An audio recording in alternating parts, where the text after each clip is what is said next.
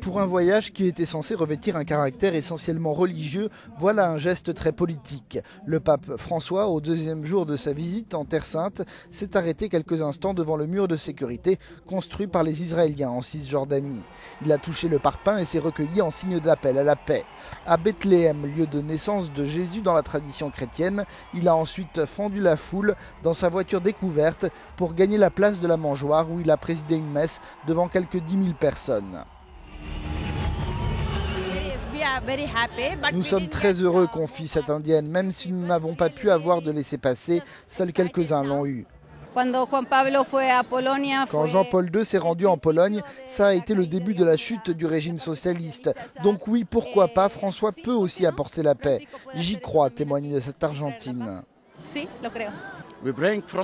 Nous prions avec tout notre cœur et nous aimerions que cesse aujourd'hui l'occupation israélienne, les souffrances, les tueries sans motif. Nous attendons de cette visite de l'espoir pour notre peuple, qu'il puisse devenir libre avec un État et avec Jérusalem pour capitale, confie ce Palestinien.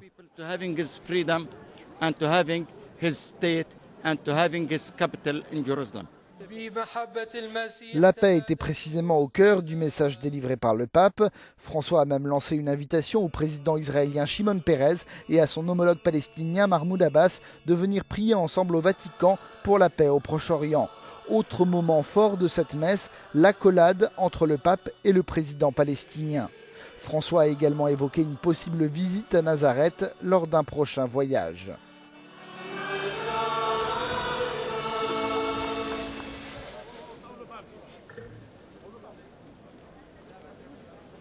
Le pape François a marqué cette visite de son style direct et accessible en dépit des risques sécuritaires liés à son choix de circuler sans voiture blindée pour être plus proche des gens.